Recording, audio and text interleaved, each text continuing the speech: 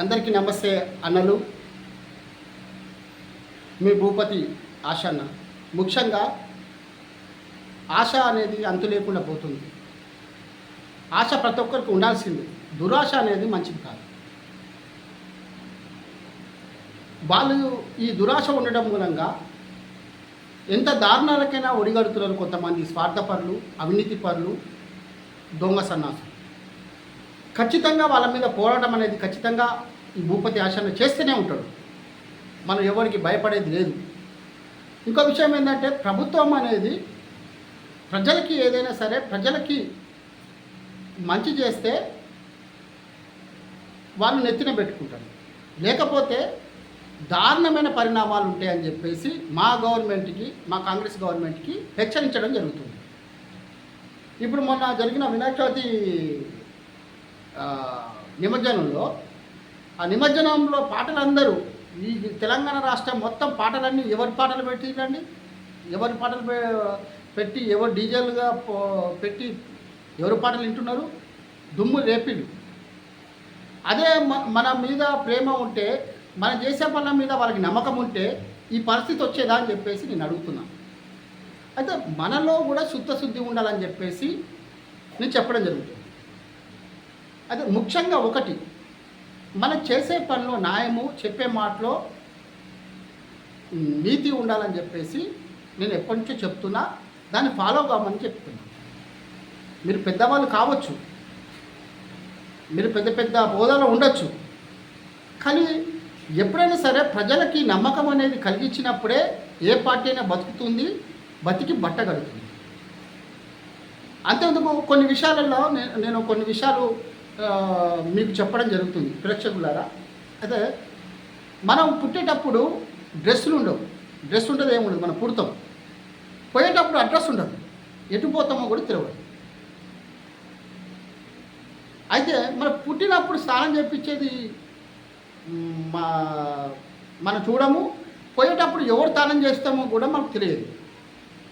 కానీ ఈ మనిషికి స్వార్థం అనేది ఉండి మనం ఒకరిమే బతికితే చాలు, మిగతా వాళ్ళు ఏమైనా పర్వాలేదు,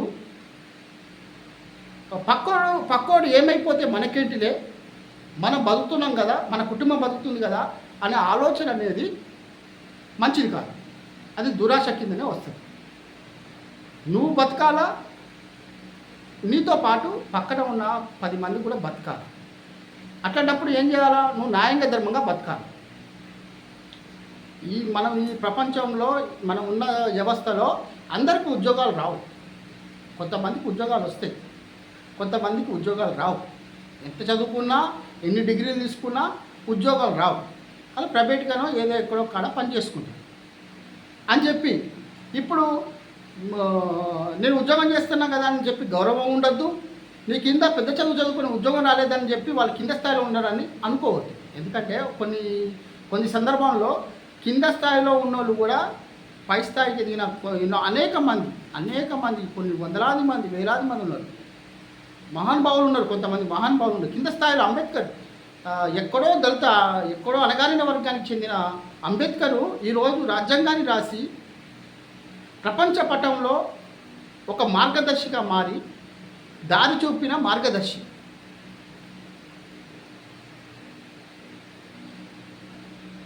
మన భూగోళంలో ఎక్కడైనా సరే, ఏ దేశంకి పోయినా సరే అంబేద్కర్ గురించి తెలియని వాళ్ళు లేరు.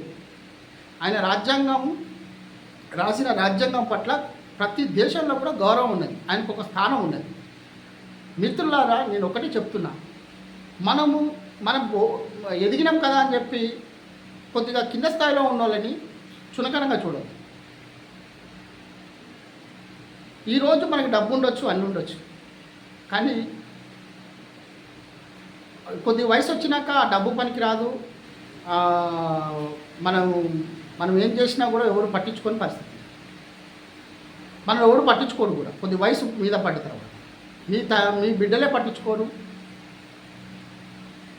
మనం చుట్టుపక్కల మర్యాద అనేది, మంచి అనేది ఉండాలి. ఇక కొంతమంది దుర్మార్గులు ఉంటారు, మనుషుల్ని గౌరవించలేని వాళ్ళు కుక్కల్ని ప్రేమిస్తారా? కుక్కల్ని కూడా ప్రేమించలేని కొంతమంది దరిద్రులు ఉంటారు. నేను ఒకటే చెప్తున్నా, మనం చేసే పని చెప్పే మాటలో న్యాయం ధర్మం ఉండాలి. మనం నలుగురితో ఏదైనా సరే వాళ్ళు మంచి చేసినప్పుడు వాళ్ళకి ఎన్ను తట్టి నువ్వు మంచి పని చేసినావు అని చెప్పాలా. మా ఆలోచన మంచి ఆలోచన అని చెప్పి వాళ్ళకి అభిషేక్ చేయాలి. తర్వాత మనం కూడా కొన్ని చేసే పనులలో మనం ఏదంటే మంచి చెడు చూసుకొని ఆలోచన చేసి మరి చేస్తే అది మంచిదని చెప్పేసి నా ఆలోచన. ముఖ్యంగా ఇప్పుడు రాజకీయ నాయకులలో ఎట్లున్నదంటే ఒక పార్టీలో గెలుస్తాడు, ఆ పార్టీని నమ్మి ప్రజలు ఓట్లేస్తారు. ఆ పార్టీ అధికారంలోకి వేరే పార్టీ రాగానే ఈ పార్టీలో ఉన్నాడు ఆ పార్టీలోకి జంప్ అయిపోతున్నాడు. ఇక కొంతమంది అయితే అక్కడ ఆ పార్టీలో ఉండి అన్ని చిన్న చిన్న పదవులు కాంచి పెద్ద స్థాయిలో పదవులు అనుభవించి పార్టీ ఓడిపోగానే ఆ ఫిరాయింపులు వెంటనే తెల్లారే బ్యానర్లుగా వేరే ఆ పార్టీ గెలిచిన పార్టీ బ్యానర్లు కట్టుకుంటారు కొంతమంది దొంగ సన్నాసి. అయితే రాజకీయాలు దారుణంగా మారినాయి. రాజకీయం అంటేనే డబ్బుతో ముడిపడ్డ వ్యవహారం అని చెప్పేసి ఒక ఆలోచన తీసుకొచ్చేసిండు. డబ్బులు ఇస్తేనే ఓట్లు పడతాయని చెప్పి ఆలోచనతో కొంతమంది దొంగ సన్నాసులు కూడా ఉన్నారు. ఒకటి గుర్తుపెట్టుకోండి, డబ్బులు నువ్వు ఎంతైనా ఆ టైంకి వచ్చినప్పుడు ఏది మంచి అనిపిస్తుందో ప్రజలు అదే నిర్ణయం తీసుకుంటారు.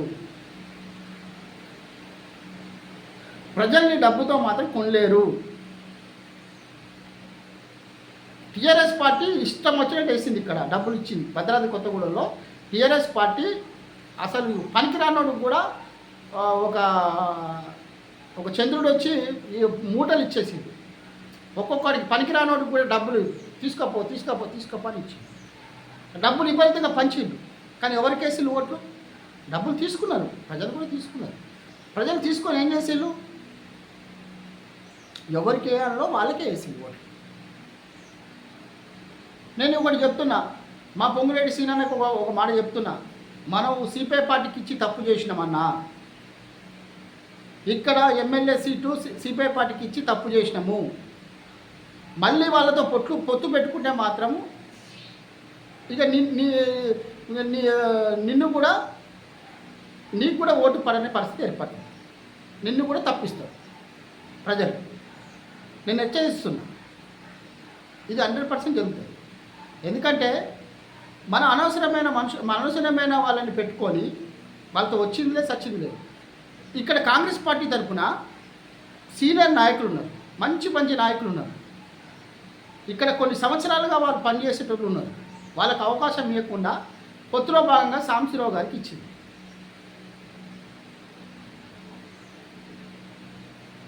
ఇక్కడ కాంగ్రెస్ సీటు అత్యధిక మెజారిటీతో గెలిచేది. ఎందుకంటే టీఆర్ఎస్ పార్టీలో ఉన్న వాళ్ళకి ఓట్లు వేయము అని చెప్పేసి డిసైడ్ అయ్యారు. నేను ఆ రోజులనే చెప్పిన, ప్రజలు మొత్తం నేను ఇంకవరి ప్రతి ఏరియాకి పోయి నేను మాట్లాడుతుంటే ప్రతి ఒక్కరు కూడా పూర్తి మాటలతో కాదు, వాళ్ళ మనసులో బాధ చెప్పిండు. ఎందుకంటే కొన్ని సందర్భాలు అట్లా వచ్చినాయి ఆయనకి. ఏదంటే అక్రమ కేసులు అంటారు. అక్రమ కేసులు కాదు, అన్యాయం చేసినప్పుడు ఆ బాధకి తట్టుకోలేక అమాయకులు, పీడింపబడ్డ అమాయకులు వాళ్ళ బాధలు చూసి ప్రజలు నీకేం చేయాలో చేసింది. ఇది వాస్తవం, నేను ఎవరికి భయపడిన అవసరం లేదు. ఇది ఉన్నట్టు చెప్తున్నా.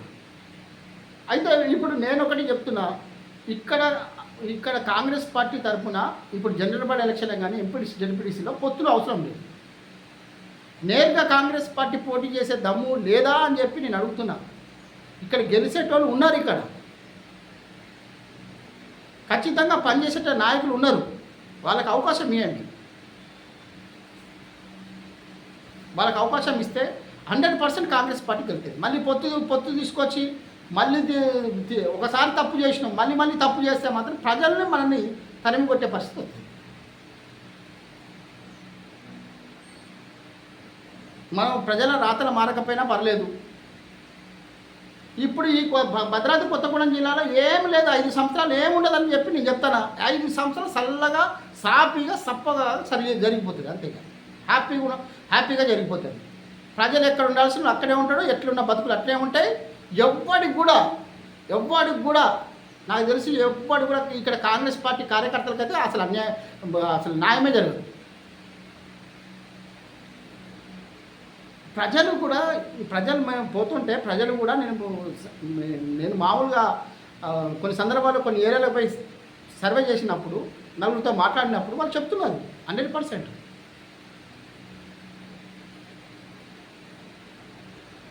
ఈ తెల్ల వెంకట్రావు అనేటోడు భద్రాచలం ఎమ్మెల్యే మొన్న అంటుండు నేను బీఆర్ఎస్లోనే ఉన్నా అంటుండు.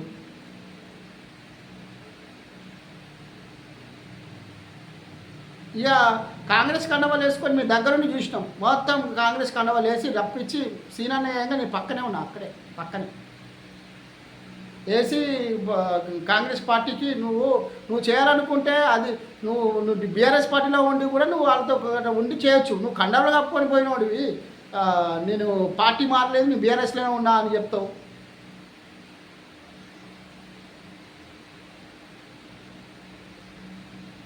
తెల్ల వెంకట్రావు బామ్మర్ది మేము పొంగులేటి సినాలతో పాటు మేము అక్కడికి పోతే ఆ కొత్తగూడెం వల్ల ఎందుకు వచ్చిందని అడుగుతుండు.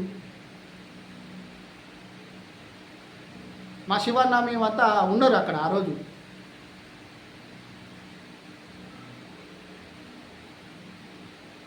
అంటే ఎంత అహంకారం వచ్చిందంటే అక్కడ భద్రాచలం ప్రజలు కూడా మీరు గమనించి మీరు సరైన నిర్ణయం తీసుకొని ఈసారి సరైన నిర్ణయం తీసుకొని సరైన బుద్ధి చెప్పాలి. ఎందుకంటే మీరు చూసి ఇప్పుడు ఈ 22 ఏళ్లలో వాళ్ళు ఏం చేసిళ్ళు, ఎంత కథ చేసిళ్ళు అనేది మీకు అందరికీ తెలుసు, ప్రజలకు తెలుసు. ముఖ్యంగా వాళ్ళు ఎంత దారుణాలు పాల్పడ్డారో, ఎంత దౌర్జన్యాలు పాల్పడ్డారో మీ అందరికీ తెలుసు, అక్కడ ఉన్న స్థానిక ప్రజలకు తెలుసు. ఇప్పుడు తప్పకుండా నువ్వు బీఆర్ఎస్లో ఉన్నావని చెప్తే మాత్రం ఎవడు కూడా బుద్ధున్నోడు ఎవడు కూడా నమ్మడు. నీ పరువు పోగొట్టుకున్నాం కంటే నీ కాంగ్రెస్ పార్టీలో చేరినా నేను రాజీనామా చేసి మళ్ళీ నేను కాంగ్రెస్ పార్టీలో నిలబడతా అంటే బ్యాంచెత్ మొగోడ్రా బాబాయ్ అనేటోడు, బ్యాంచెత్ పోర్చం ఉన్నాడు అని చెప్పి మెచ్చుకునేటోడు.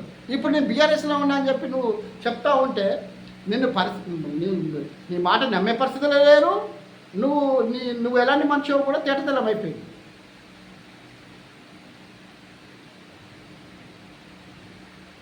మా బాబాయ్ కోరం కనకాయ కూడా అంతే.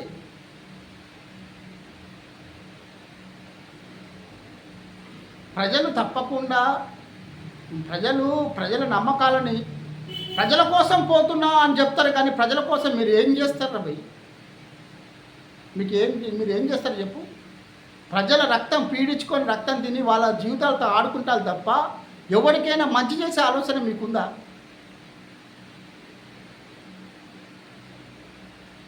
మీలో నిజాయితీ చిత్తశుద్ధి ఉందా?